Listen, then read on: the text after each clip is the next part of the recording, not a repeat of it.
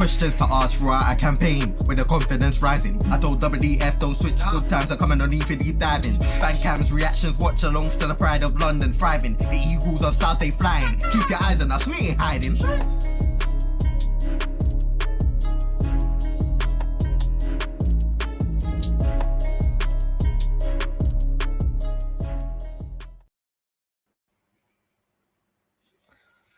Big up, everyone. It's been a while. I mean, obviously, the season's ended. We needed a break. We have had a lot of Palace news coming through, so we've been doing the shorts to keep you updated with that as well. But following the great interview by James with Jason Punchin, we have another, and I will say a Palace legend. I don't care that he only played for us one season. He is a Palace legend. And we're excited that he's spending his time to share his life story and his footballing career with us today. JC, how are you? It feels wrong to be doing a stream. We ain't done one in a hell of a long time, but I'm really excited for this one. Absolutely. Without further ado, I mean, I think this is the best way we can introduce him. Take a watch. Welcome.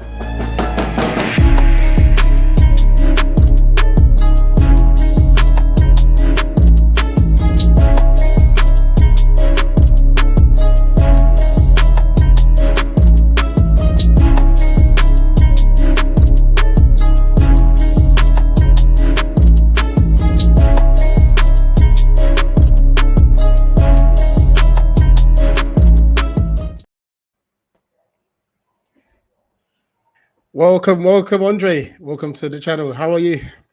I'm fine, guys. First of all, thank you very much, Rich. Thank you, JC, for the invitation. It's my pleasure to be here, guys. You know, when you guys reached to me, I was like, oh, I don't have too many time, you know, because I've been working and crazy over here. So I just want to appreciate. I would just want to tell you guys how much I appreciate for this time that we are going to spend together in the next hour or so. No, honestly, thank you so much for even just taking the time. Because I know, obviously, when we first reached out, I know you got married and you were just coming off the back of an injury setback, which we'll get into as well and stuff. So you had a lot going on for you as well. So thank you so much for your time. For those who are in the comment section, there will be a Q&A section. So please post your questions for Andre in the chat. And if it hasn't been mentioned already, we'll star them and we'll ask Andre towards the end. But let's get into this, because you lot don't want to be hearing from me and JC. You really want to be hearing from the main man himself. So, you know, first question, just tell us a bit about your upbringing. Obviously, I know you're born in Brazil. I born in Brazil, you know that. So I've been... I started to kick a ball around when I was 5 years old. So when I used to play futsal, five-a-side football, we call it here futsal. Till the age of 15, I've never played normal football, you know what I mean, like on the grass. So I made that transition when I was 15 years old, from the futsal to the pitch. And it was a great transition for me, because I wanted to reach good stuff for myself. I wanted to be able to do well for myself, for my well-being. I was already a very good player in futsal. But I wanted to make some money, to be fair with you guys, you know, because futsal, we know, even if you are the best player in the world, it's not the same financial wise as the normal football, is it? So I tried to make that transition when I was 15. Futsal's hard. Yeah, futsal's hard. So I made that transition when I was only 15 years old. That was the first time I kicked normal football, we could say so. So my upbringings, my roots are Brazilians. I started to play in my home city, Avaí. Then when I was 15, another big club here in Brazil made a transfer, actually. It was 2002. I was still a young kid, and they were already paying me wages, so I started to make my goal, to make my dream becoming true. Mm-hmm. Awesome. Who would you say was your inspiration to kickstart you playing football? I first of all was Rivaldo. You know, it was mostly is my main characteristics is more or less like Rivaldo. So I used to see myself a lot on him. Of course, he was for me. I'm probably everywhere. Everybody could say that Rivaldo is one of the best midfielders ever played this sport, right? And there was another guy called Alex. He played for Fenerbahce for around 10 years. He was also a left foot midfielder who scored more than 400 goals in his career. It's just like a ridiculous career. This guy was such an amazing talent. So these two guys were my idols and the guys that I used to look after and try to put a few of the stuff that they were bringing on the pitch on my own game. Well, you did say about like, you know, you wanted to start playing football for some money and you got started paying wages. Do you remember what you bought with your first wage check? It was a piece of land. It was a land. Wow. I started really young in real estate lands, you know. So and it was good because I come from a city that it's an island in Brazil and we don't have too much land to sell.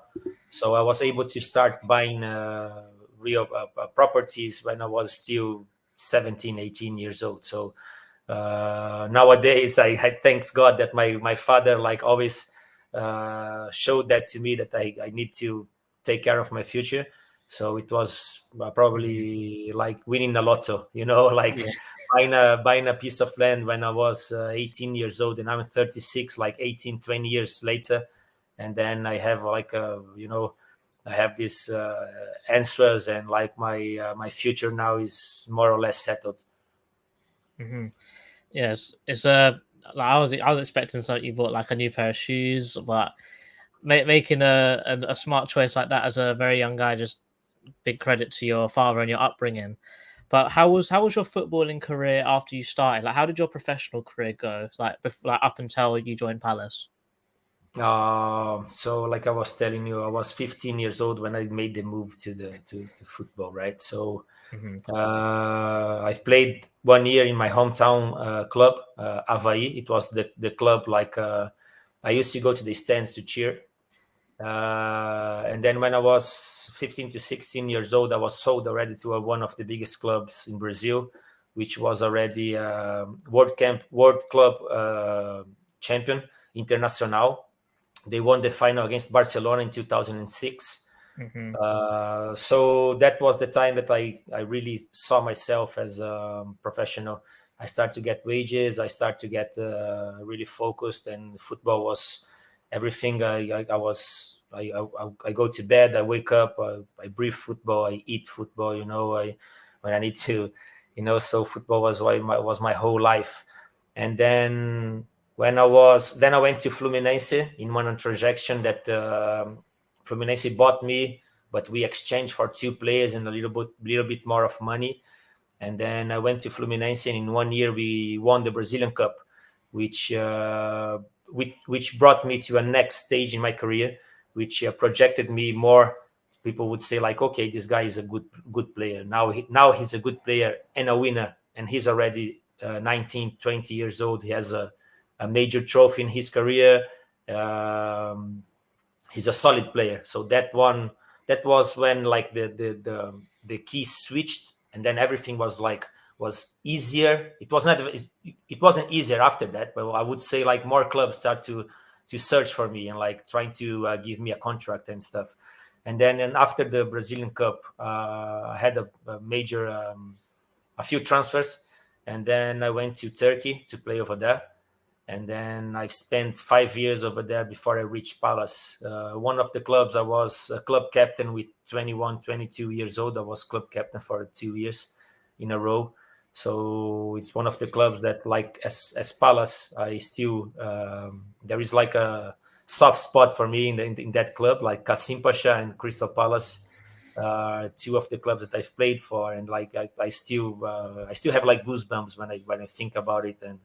And anyhow, it was 5 years in Turkey, and then I was supposed to play in Rangers, and so I went to Scotland to sign a contract. When I got there, they wanted me to make a trial, and I was in a moment in my career that I would never risk my integrity or my health to do a trial. You know, I was a solid player with already 7-8 years of CV, earning titles, big wages, and I didn't want to take the risk to make a trial to a non-league club.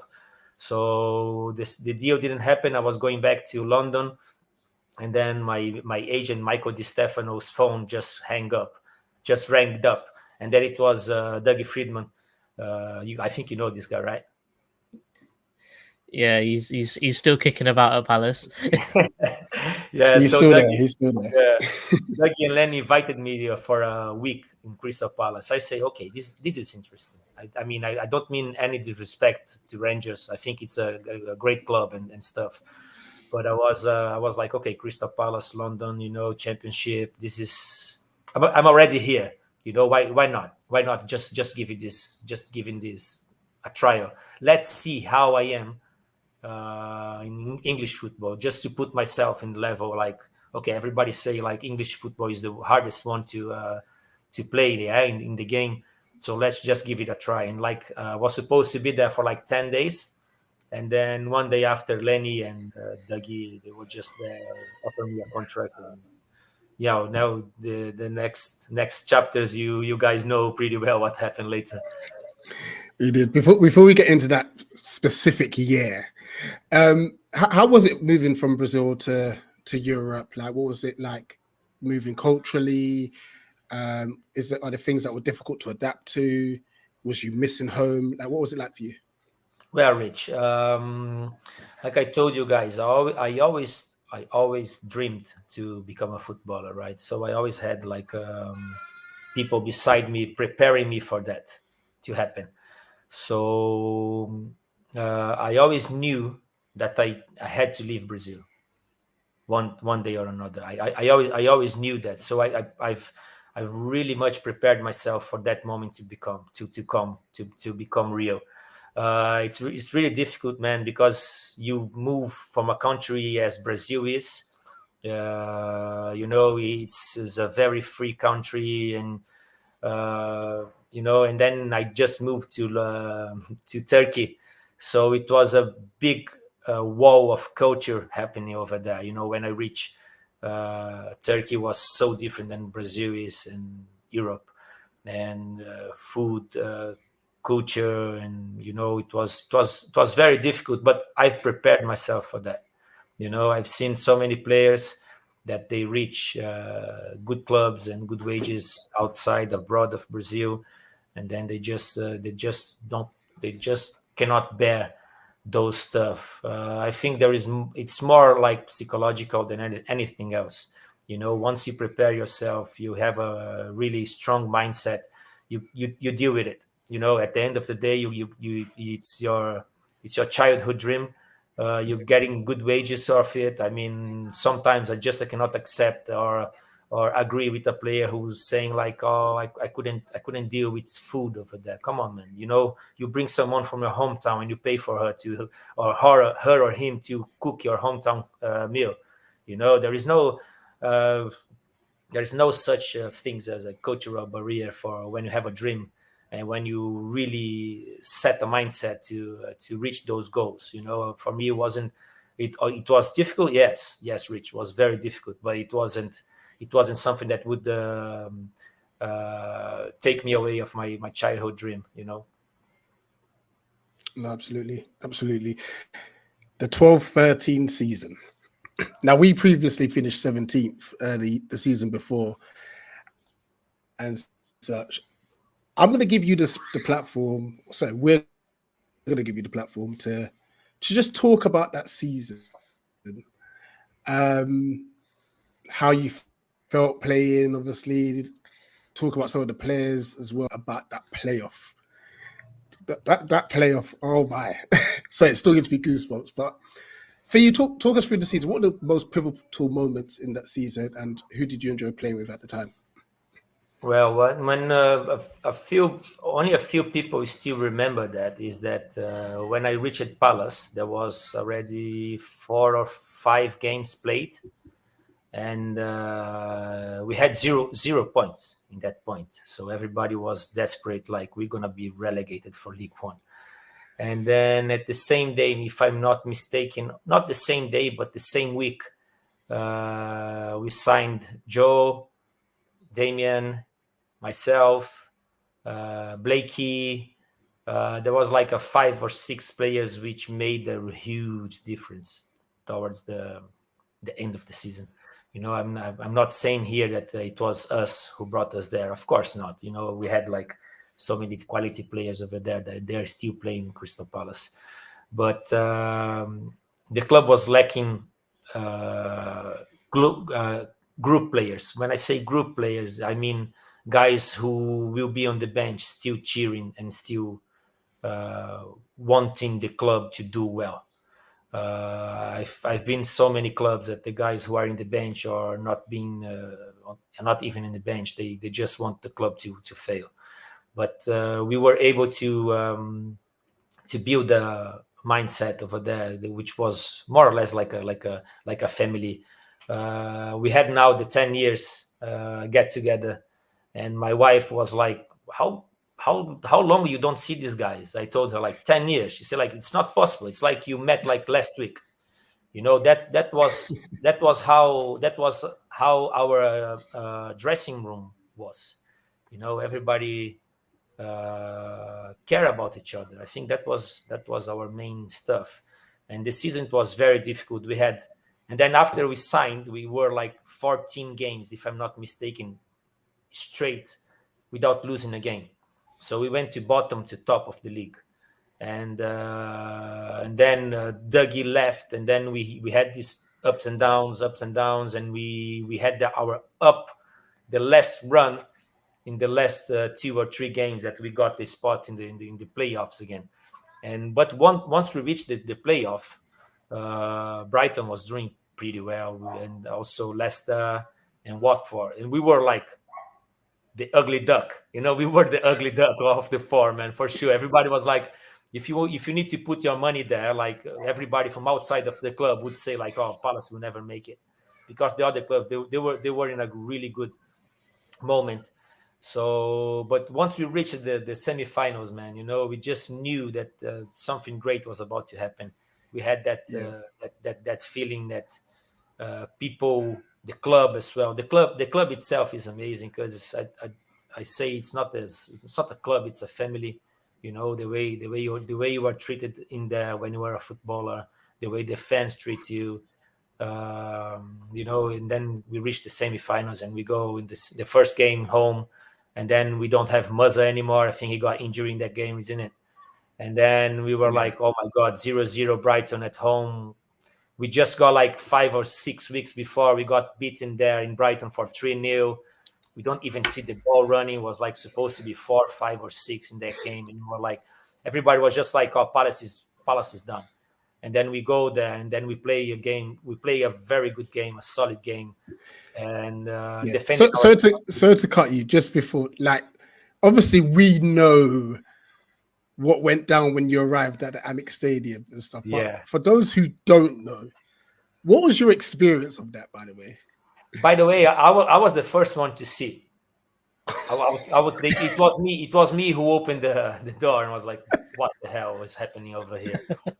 And because when I get to the games, I always like to chill a little bit, just like concentration. And sometimes I just put myself inside a store, and I just stay there, listen to music. I don't want anyone bothering me. I like to focus in my game. What I saw this in a Pelé movie. Pelé, he used to say like he go to sleep like seeing himself doing stuff on the pitch, even if it's not gonna be real. So I start to do that before the games. That helped me a lot in my career. You know, I like to put like my earphones and listen to my music and start to focus and imagine what things I could do in different situations throughout the game. So when I went there, man, I opened that door store and was like, well, you know what happens, right? It was everywhere. It was all around 360 on the floor, on the top ceiling was like something crazy. happening over there? And then I called everybody. I said, what the hell is happening here? So that was our guess. Like, we need to win this, and then, the game was a fantastic game. We've played solid for like 50, 55 minutes, and then we start to put our game that we've played the whole season. And then Zaha scored a brace, and we've played a very good game. And then we went to Wembley, and then, Wembley, what happened? Absolutely. Just before Wembley, I mean, obviously Ian Holloway, we've seen footage of him absolutely going nuts because of that situation. I'll answer your question about him, then I want to ask you a question about like the game itself. But like, what was Holloway's words to you guys after that incident? Can I say that here or what? Well, hold on, we've gone past 10 minutes. Literally, he was saying like, "This guy are taking it off us." Yeah, all right, gotcha.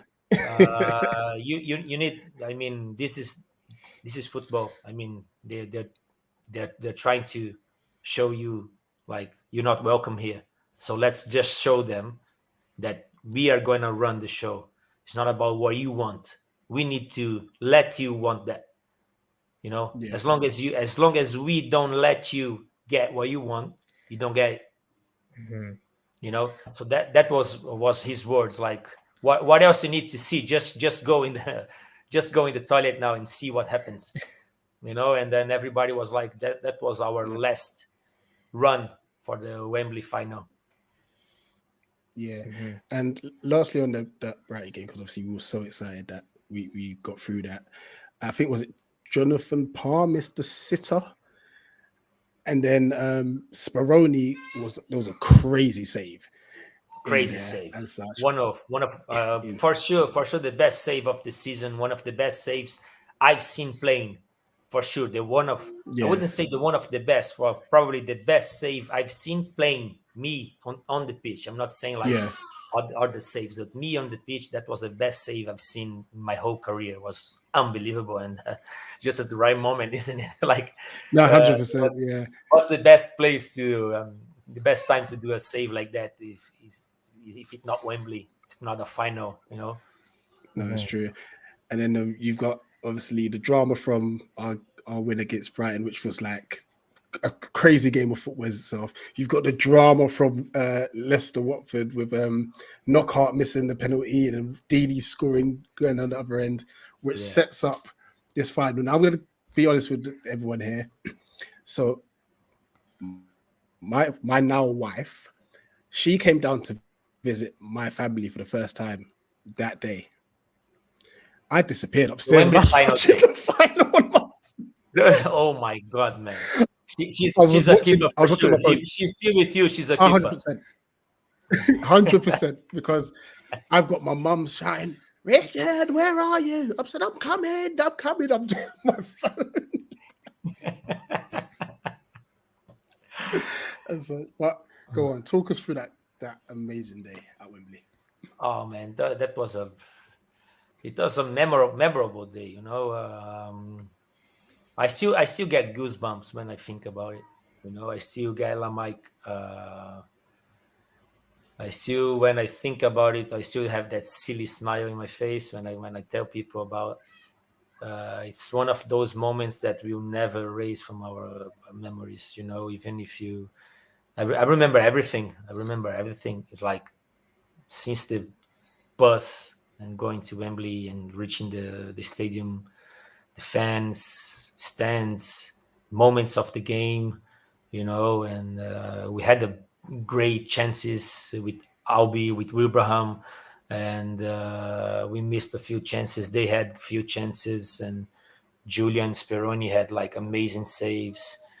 But mostly, I mean, of course, we won the game. Everybody know that, but like the memories till today is just like nothing compared to it. We made history. That's why we are talking here now, 10 years after, isn't it? Like, let's say if it was just another season for Palace, if we don't go up, if we lost to Watford, you guys wouldn't reach to me and let's make an interview right now. You know, of course not. So Don't be too hard on yourself, honestly. no, I'm not. I'm not being too hard. I'm just saying, like, we did something special over there. Yeah, absolutely. You know what I mean? Like, we did something that we will be always in people's mind. Even though that's why everywhere I go, sometimes people look at. I was living in Singapore, so I was sitting there having a coffee, and then I saw one guy just walking past me and looking at me like he was talking to himself like, nah, it's not him. And then he comes back. And then I was like, since I'm from Brazil, I was like, this guy's going to mug me for sure. This guy's going to do it, like take my phone or my laptop or whatever. And then he comes past again. And he was like, nah, 3 times. The 3rd time I say, excuse me, mate, do you need something? And he's like, Andre Moritz? I was like, yeah. He was like, I'm a Palace fan. And then he had like tears in his eyes, and like the guy was so pleased to meet me. You know what I mean? And I mean, it's like no cash in the world could pay a moment like that. You know what I mean? Doesn't matter how much you made as a footballer. Those are moments like you are very proud of yourself. You're like, oh my God, I did it. You know what I mean? That's what this day represents to me till today. People still know me when you go through a football club and you win something, you make history. You know, nobody will erase that. The picture is there on the wall in CrystalPalace wall. So it is what it is. 100%. So you scored 5 goals for the club. Your first goal was against Ipswich, and then you scored against Peterborough, Derby, and then you scored 2 free kicks against Wolves. What was your favourite one? Probably the first.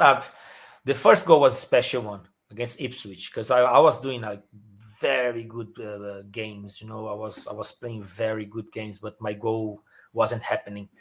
And but of course, man, I was a playmaker who had Bolassi on the right wing, Zaha in the left wing, and then we had Glenn Murray scoring goals for fun up front. So all I needed to do was settle them, you know, because they were it was an amazing season. Probably the first goal, of course, it was very special for me because I was trying so hard to score it. But my favorite one, man, I would be between the first free kick goal against Wolves and the goal against Derby. Was it Derby? The volley. Yeah. That it doesn't seem like a difficult goal, but it was a very difficult one. Like if I try probably like 30 times, it won't happen again. But I think probably the free kick goal, because I used to train hard for it, and that was one of my strengths that I had, like set pieces. So it's good when you train for something and you prepare yourself for that, and then you win a game like that. You know, it was very important, 3 points, and I scored a brace over there with set pieces, you know, in one game. So it was a very important win because it was the 1st of January 1st, 2013. So that was like, okay, New Year's passed by. It's a new year. We're starting over with a big win against Wolves, a big club. And then probably, that's the first goal, free kick against Wolves, was my favorite one. Mm-hmm. And then what would you say, apart from winning promotion, what would you say was your fondest memory of being at Crystal Palace? I think the boundaries I've made with a few of the players, because I've played in so many clubs. You guys know that I've been everywhere around the globe. Yeah. Eight different countries. Yeah. And but I think the boundaries, like the friendship I've done with some of these guys, you know, like I told you, my wife was like, how, like you haven't seen them for like almost 10 years, 9 years maybe. And I was like, I don't know, man, the friendship was something nice. We had like the coffee club, you know, that we used to go almost every day. Me, Danny Gabdon, Damon Delaney, Peter Ramage, Joe Ward sometimes would come along with us as well. We used to sit there, just have coffee and have fun and talk about life and family, you know, like we shared a lot. I mean, maybe that was a big difference of the other clubs, you know, because we were a family. we were really a family. It wasn't like a football club. So and the way the fans treated me as well, you know, the bond, the friendship I've done with the players, and the way the football fans, like, I think it was a long time without a Brazilian player not playing in Palace. So I was like and then because I come to the football club, and then we start winning, and we start to go up to the top, and I was playing almost every game. And then I remember I had the game, I had no assist, and I didn't score. It was a game against Burnley at home, and I was chosen the player of the match, you know. So that showed me, like, okay, you haven't scored. We won 4-1 or 4-2, if I'm not mistaken. And then I was chosen the man of the match. So I was playing very good games, and the fans were like, I used to go out of the dressing room to reach my car, and there are like lots of people waiting for me over there for pictures and cheering, and, you know, having nice words to say to me. So yeah, that's good. One more quick one, Rich, before I start. You spoke about like how you used to go out with Joel Ward and Damien Delaney. How does it feel to see that Joel Ward's still playing at Crystal Palace at the highest level in the Premier League? it's amazing, man. It's amazing, because Joe was probably, if not the guy who worked most in the dressing room, not in the dressing room, but in the facilities. You know, him and Millie was like that as well. I mean, we've got Wilf as well still playing with us as well. So, well, fingers crossed. Yeah, I hope so. But we talk about Wilf later. Let me just finish about one other thing. So like the Millie and Joe was the guys who worked so hard, you know, and everything that Joe has now in Palace, being a legend, absolutely legend for 10 years in a football club, it's something amazing. But like, we're talking about a Premiership club being there for 10 years. So everything he reached in his career, it's about himself. You know, it's about the way he look after himself, the way he goes in the training facilities. You get there, I don't know, the training is 9, you get there at 8, they are there already in the gym. You go there at 7:30, they will be there already. So if you reach there like 7 o'clock, they are like starting to get ready for training, and the training is at 9 a.m. So they've been working out for 2 hours before the training. So like, I feel so pleased. You know, he's a talented player, yeah, of course, but he's a machine. You know what I mean?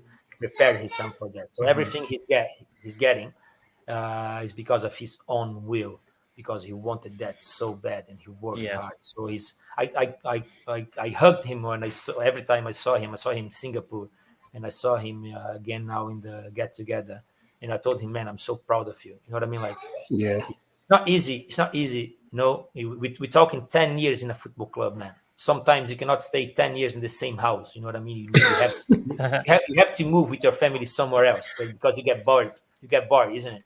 Yeah. So like 10 years in the same place and dealing with lots of stuff that, you know, football players deal with, like pressure and media and whatever, you know, and the things. Once you get that image that you've been there for so long, people start to being on your case like much more. You know what I mean? Like, if anything happens, it probably is Joe's fault. You know what I mean? Like, he will always be like the guilty guy over there, because he has this special thing happening with the club. So it's difficult. So I'm so proud of him. No, absolutely. We gained promotion, and I'm going to be honest with you. I was gutted that you left the club. You know, like, what were your thoughts going through that? Like, because obviously the elation of promotion and what you've been through to then not be a Palace player the following season. Oh man, it was. It's one of the hardest thing that happened to me in my life. It's one of the hardest one, because just after the final, before I've moved, before I came to Brazil to spend my holidays, we settled everything. We shook hands, me and Palace. And instead of putting pen on the paper, we just shook hands. And unfortunately, in this in life, actually, things just happen with pen on paper. I don't have hard feelings with Palace. That's why I'm still here with you guys, and I still go to the get-togethers and everything. But it was very difficult for me to stand up. I felt betrayed at that time because I had everything settled. Everything was settled, even wages. We agreed. We shook hands. I go, okay, I go for my holidays, and then I'll be back here. Just let me know. And then I come back, and then I go to the training ground, and then I see my locker, and my locker is empty. And what happened?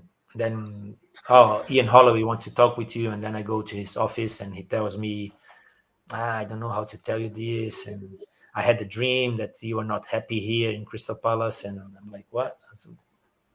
Where's the candid camera over here? And I was like, nah, it's not happening, man.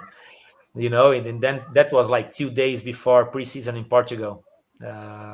So I was like, many clubs came after me, even Premiership clubs, the clubs that just went up. And then I say, look, no, I haven't signed it there, but I'm going to keep with Palace. And I lost so many opportunities in that summer, very good opportunities actually. And it is what it is, man. We cannot go back on time. If we could go back on time, I would sign the paper before I moved to Brazil. I was feeling gutted, betrayed.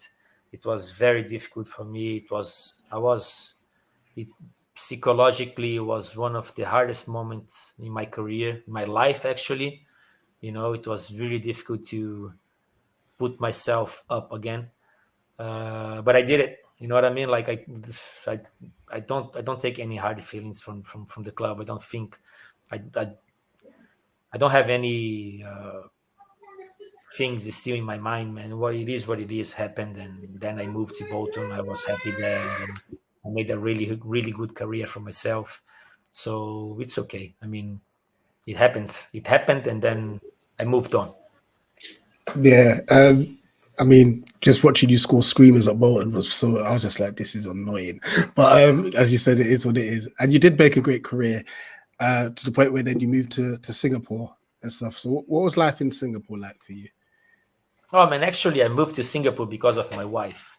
So when it was 2021, with the pandemic and stuff, I was like, I don't want to play anymore, man. You know what I mean? I was playing in Brazil. I was going. I'm not saying like downhill, but I was going like my body was like, you're not the same anymore, Andre. It got me so long to get like 100% again from a game, and I was like taking me 3-4 days to recover. And I was like, you know what, man, you don't need this anymore. You made a really great career, and you have your money, and just go and rest.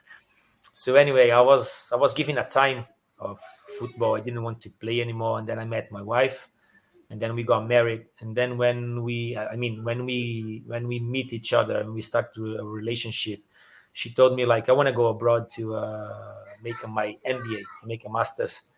And I was like, of course, why not? Why not? I'm retired almost. I've been everywhere in the globe. So we went to Singapore for her to study her master's. But when I got there, my previous agent who brought me to UK, he spoke with a few of the clubs that I was there. But I was 1 year without playing, so 2 of the clubs wanted me to go there to play for them. And then, I went there.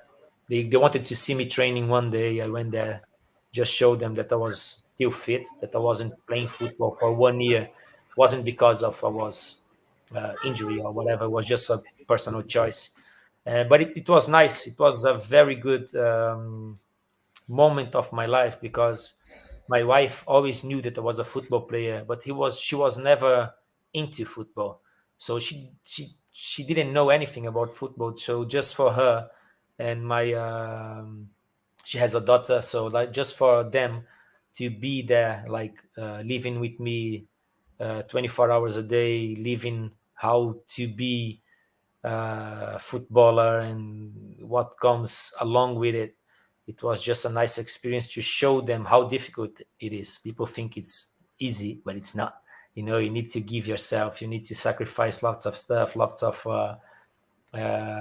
caring moments and family moments to be a footballer. Even if you are playing in Singapore and you are 36 years old, you still need to sacrifice a lot to be a footballer. So that was my experience over there. Great city, it's a country / city, great country to be involved with. Everything happens.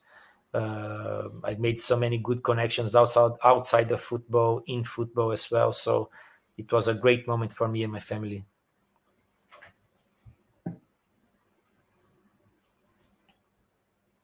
Oh, you're muted, mate. I always do that. We're going to do a quick fire round. Okay. So I didn't send you this because I didn't want you to think about this.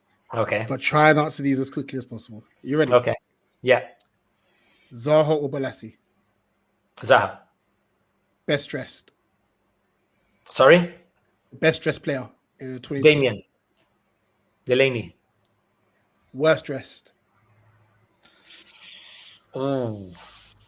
Albie Abraham.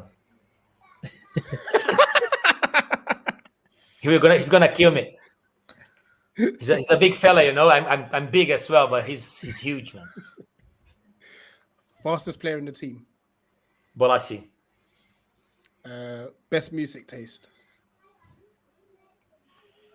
Damien, man. I would like his. He like old school rock. I've never been into old school rock, and this guy had like I think it's LCDs, isn't it? Like the huge ones.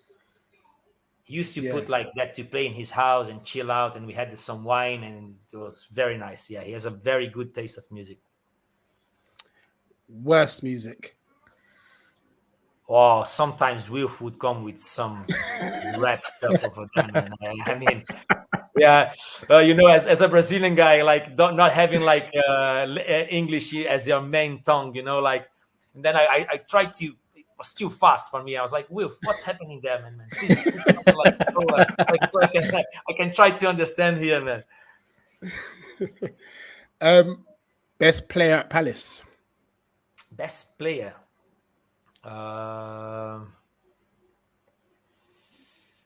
As technical, I would say Will for sure. But as a professional athlete, I would say I would be with Millie and Joe. Mm-hmm. Yeah, you know what I'm trying to say, right? Like, yeah. You know what I mean? If you give the ball, like let this guy play, it would be Zaha.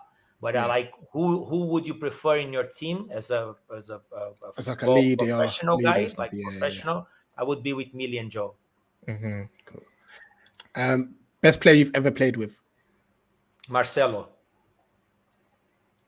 I played with him in Marcelo, Real Madrid player. We played together in Fluminense, and he was 17 something, and he was running the show, man. Running the show.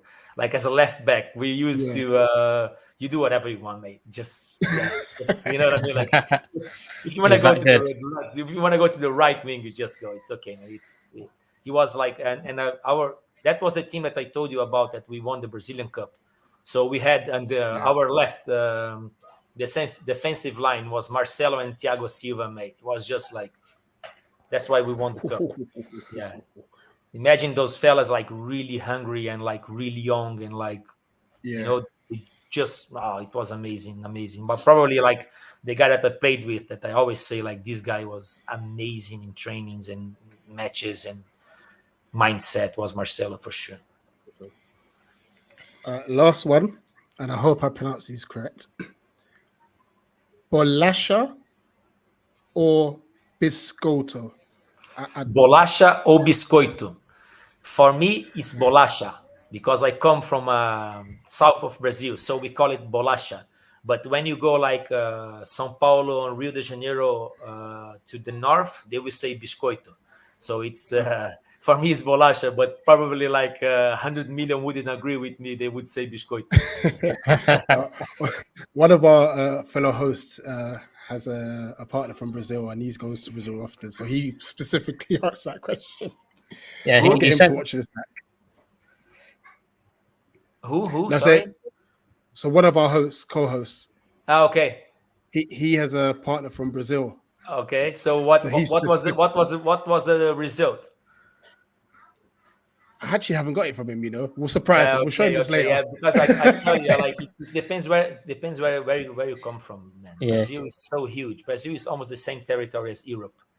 So like we only speak Portuguese here, right? But like this accent that we have, it's almost that we don't speak the same language. Yeah, so like people from South and North, that we speak in such a different accent that sometimes you're like, what? You cannot even like, we have this accents that we sometimes we just don't understand each other. Fair it is. JC's going to take you through some of the questions from the comments, So- unless there's something else. no, we're going to do the 11. So you've already said about some of the players that you've played with, the best players. Like you've already mentioned Marcelo and Thiago Silva. So what we're going to do is we're going to build a full 11 of the best players you've ever played with. Okay. The best players I've ever played with. Oh, that's because I have a big list, isn't it? That will be like it's easier for like Joe because he only played but like he played in the same club for like 10 years. Yeah, he just have the full Palace team. Yeah, I played with like I don't know, man, with like 400 different players, man. That would be so awful of myself now putting some players over there. But okay, I'll put I would put Marcelo and Marcelo Thiago there. Silva. And Thiago Silva for sure, yeah. Okay. But I would 4-3-3? put Silva in the right, on the right, and I would put Delaney on the left because I loved his. It's not because of my friend. It's because he's what he gives it to the club. Like everything that he brings it to the club. So Damien was like a amazing player, like he used to like a proper leader, proper captain. Him and Millie would be amazing. So yeah, for sure the right back. I would go with Joe for what he is, for what he's conquered in his life. Goalkeeper. That's a tough one. Let me think about it. I've played with Ibrahim Shehic. He's the captain of Bosnia Herzegovina. He's a very good goalkeeper. Ibrahim. I think you've helped JC there because that's surname. I'm not the best at spelling as it is. No worries. Yeah, I would go with Jednak for sure. Sitting over there, number 6. I would have him in any club I would go. Let's see. I've played with. Let me just think about it. I played with. Let me go up top. You can put the 3. You can put the Bolasi, Zaha, and Glenn, because the season they had there when I was there, I was like, how many goals we have scored, how many assists they've made. You know what I mean? Like it was a special moment. Let me see my central mid. I won't put myself there because that will be strange. Of course not. So I've played. Oh my God, I've played with so many good guys over there. That's difficult. Let me just think. I would go with Petkovic. It's Petkovic. Petkovic.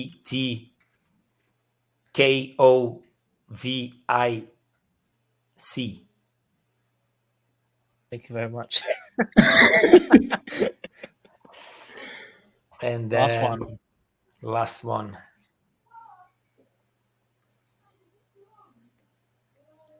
The last one. Oh my God. I cannot put myself in that team, but I would love to play in that team. It's an amazing club. We can put you in there if you want. Go on, put yourself in. Go on. No, that's not fair. It's the club is the best team I've played with. Let me see here. I've played with Santana. You can put Santana. He's a Paraguayan guy. We played together in Kayserispor. He played a couple of World Cups with Paraguay. That guy used to use his left or right foot the same as, like, it's just ridiculous. He's a very good player. Awesome. Can I say Marcelo and Zaha would be nuts? Yeah, can you imagine On one wing.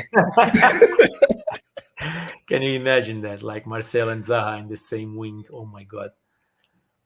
It just seems like a joy to play in the team. Yeah. No, absolutely. I guess we'll take you through some of the questions from the comments, actually. And thank you for those who have obviously dropped a question in. Obviously, if the question's been answered already, then we won't ask the question, if that makes sense. Okay. 100%. So the first one is scoring at Peterborough in front of thousands of Palace fans. What did that feel like? That was a nice goal, wasn't it? It was a nice goal. It was a strike, like it was a cross strike and just like exploded on the post and just went in. And we were losing the game, and I was at the bench, and I was so mad at Ian Holloway, man. I was so mad. I wanted to play that game so bad. I was having a good run, but nowadays I understand why they put me on the bench, because I was never like a defensive player. So sometimes when we went to play away, they used to put like a more like a sitter to play on my row. And then I used to be on the bench. And then, of course, when we were losing, we always use me out when we were playing away. That was an amazing goal. That was because it was just on the stands. There was our fans over there. They just exploded. They went nuts. So that was absolutely a nice goal. And just like after like 5 or 10 minutes, we scored 2-1. If I'm not mistaken, it was KG who scored the goal. It was a counter-attack of one corner kick that we conceded. Mm-hmm. Peterborough away was a nice moment. Yeah, man. That was the Palace stands were full. Even like a fly couldn't be in there, I guess. It was absolutely taken. Nice feeling. Nice memory. Thank you very much for Neil to send the question. The UK Pat here says, do you think you would have scored that Phillips penalty in the playoff final? Yeah, I of course. I always trusted myself, like taking set pieces. I wanted to take the ball, but like when Phillips stepped up to and got the ball, I was like, it's not time to make a case. It's not time. Everything I could do it. It's just like, okay, mate, you go for it. You know what I mean? It wasn't time like, no, let me take, take out of his concentration. I really wanted to score that goal and take that penalty, of course. But once I saw, like, he stepping up and, like, I won it. So it wasn't in the moment like you were like, oh, no, I'll get it. Great penalty it was as well. Yeah, it was. Keep went the right way as well. Lots of confidence. Yeah, lots of confidence. The right pace, even if the keeper even touched it, but even though the pace was about right and the confidence was really high, so it wasn't my spot saying like, no, I'll have it. You know what I mean? It's not the moment. That's what makes a team win games, win championships, not games. Like you don't need to be selfish. It's not moment for that. Like I just like, okay, let's go for it.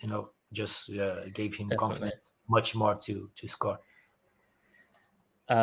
Chairman here says, during that season, you had a film crew following you around. What was that like? You just forget about it, man, because that's what shocks people the most, isn't it? Like to see our dressing room and to see how is when we're going to a trip or we're gonna play away, and then there is someone filming it. But like once you get in a life that there are cameras everywhere, like you start to get used to it. It's not a big brother, you know what I mean? It's not a big brother. It's not a broadcast like 24 hours, but like you start to get used to it. You're just like, oh, there's a camera there. There's a camera there. You know, like it's always been. You know, you go in the training ground. There is someone there taking pictures. You always like giving interviews, and I mean, it's something normal. You know, it's not, even if it's not normal, but it's something that you get used to it, and you just forget that someone there filming you. You know. Did you ever visit Morley's during your time at Palace? What is Morley's? It's like a chicken and chip shop. No, I haven't. I don't know. I'm awful with the names. I'm so awful with names. Probably I did if some of the guys took me there, but I'm not sure, man. I'm so sorry.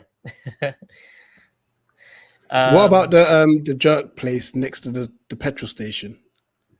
Did you try that? There's a jerk chicken shop next to the petrol station. So you know you got the stadium, then you got the Sainsbury's. Yeah. I've been there. After one game that I wasn't playing, that I was injured, so someone got me there. The food was amazing. Oh, it's so good. It's so good, man. So good. Yeah. When you're having a bad game, do fans constantly cheering you on, give you a big lift? In Palace, yeah. That I always tell people like how crazy it was in Palace, because when we lost the game at home, there was more fans waiting for us in the outside of the dressing room than when we won, and they were there. They weren't there like to curse at you or like, you know, like saying bad words. They were like, come on, man, we can do it next week. You know what I mean? Like, come on, we would do it. You know what I mean? Like, so that was that I always tell people like Crystal Palace fans, they have something special for that football club. You know what I mean? That's why they deserve it, like 10 years in a row in the Premiership. You know, that's why I hope soon they will be in like European football. You know, playing like Europa League or Champions League. I mean, I really hope that. I'm not saying because I'm here with you guys. I'm saying because I've lived that football club 24 hours for 1 year. You know, I've been there every day, and then I see what the club is about and what the fans are about. So the fans has like big effects, man. You know that how many games the fans won for us. You know, I'm not even saying only in my year at Palace. I mean, so many games. People goes there, big clubs goes there, and they say like, wow, what an atmosphere we have it here. You know, so there is something special about the fans for sure. And the last question from the chat is, who is the best manager you've played under? Wow. Who's the best manager I've played under? The guy that I most appreciate, that always told me the truth, doesn't matter how hard it was, the truth, was Dougie Friedman for sure. You know, I would say as a counselor, a manager counselor, I would say Dougie. He's always been on my shoes, like, look, mate, this is not right. Okay, this is good. No, this is not. You know what I mean? Like, and he had a big part in my career after I left Palace, after I was with him in Bolton.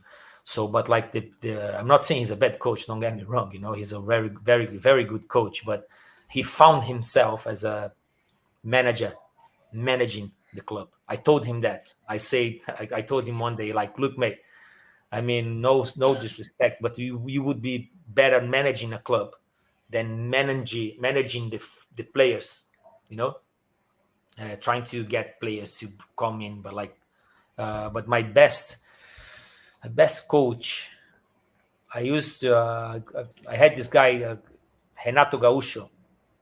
He's a legend in Grêmio. He won the Libertadores for Grêmio, and he won as a player and he won as a head coach. Renato Gaúcho. This guy, he's more like, his trainings are not the greatest, but as managing a football club, managing football players, he has a excellency. He's absolutely ridiculous, because he knows what a player wants. He says like, okay, guys, if you win 3 games if you win 3 games in 3 matches, you have like 3 days off. And I don't care if you win the game on Wednesday and we play on Sunday. I don't care. You can come straight to the game. So he used to take that. He used to do that with the players. And of course, at the end of the day, you never had the 3 days off. But like he give you 1 or 2, and then next session he will put, instead of in the morning, he will put in the afternoon. So he knew how to manage. That was the coach that we won the Brazilian Cup with, Marcelo and Thiago Silva. So he needed that to be between those monsters as a football players. You need to give them to them. They give you something back. Sure. Final question for you. So if Parish called you or approached you for a role at Crystal Palace, would you say yes, which we expect you would say? And ideally, what would it be? Like, what role would you want at Palace? Oh, that's an of course. Yes, I would get it. You guys, I never hide anyone, even when I was at Bolton, like what Palace means to me. You know what I mean? Like even with the contract that didn't happen, that's past, man. You know, it's done. Life is today. It's not even tomorrow. It's today. Of course, I would get it. What would be my role? I don't know. Like I could represent Brazil I could represent Crystal Palace in all America. You know, from North America to South America or something like that. Like search for players or being someone that would make a transition at contacts. You know, I would love to help the club. You know, I would love to help. I don't work anymore with football. I don't want anything with football anymore. You know what I mean? I really, it's not in my part of my life. It's not part of my family. We don't even watch football here in my house, which is absolutely crazy. Wow. So like, I would love to help the club somehow, even with the youngsters. I don't know. Something that I did pretty well for myself is planning my future. You know, so something with, I don't know, with the youngsters that are just coming up to the pro, you know, to give them some advices about financial. I'm not a financial expert, but I've done pretty well for myself. You know what I earn in football now, I have maybe like 5-6 times more than when I used to earn in football. You know, so I've done pretty well for myself, and probably I could just share some of my experiences. You know, I don't know. Give me a call. My phone is on 24/7. Awesome. Andre, thank you so much for your time and your openness, your transparency, and for answering our call as well. You know, I mean, if you know any other ex-Palace players who've got nothing to do on an evening, send them our way. We'd love to chat. No, man, it's for me. It's a pleasure. You know, like sometimes people, I give so many interviews that at the end of the interview, someone just say like, "Oh my God, thank you very much. I'm just starting. You are so nice." I say, "Look, man, everybody started from somewhere. You know what I mean? If you don't make the first step, you never reach your goal. If you always like, oh, I'm not going to invite this guy, or I'm not going to do this in my life because I'm scared, oh, nobody's going to cheer for me, nobody's going to support me, man, you're dead in this life. You know what I mean? So for me, it's a big, really big pleasure to be here with you guys. You know, Rich and JC, was lovely to talk with you guys. Anytime we want to do this again, or a specific game or whatever, anything else, I'll be here. Just reach it. Appreciate that. You know, like of course I have a busy life right now, but like, what would be life without history, isn't it? So It's a good point. It's nice to be able to share with you guys a few of my stories as well. So thank you. I need to appreciate you guys as well for the time. You know, it was very nice. No, thank you. Thank you very much. Next time you're down in London, give us a shout. We'll go. We go for the chicken just beside the We'll go for a Morley's. We have a full pint without being worried about the next day. Good point. I was in the get together. I say to this, I told the guys, I was like, this feels so nice. They say, what? I say, like drinking without thinking about tomorrow's training. Finally meeting you guys and just having a drink, just to chill out. Yeah, true. That must have been for everyone apart from Zahara Wardy, no? Yeah. Watch out for training. They won't be with us on the pints for sure. Absolutely, guys. Thank you so much for being with us. Thank you for everyone who obviously dropped a question in. For those who ended up watching this on the playback, still leave a question in the comment section, and we'll see if we get that answered for you as well. Like, share, subscribe as always, and thank you once again, Andre. Guys, up the palace. Yeah, Andre, remember to stick around after Andre. Remember, Eagles.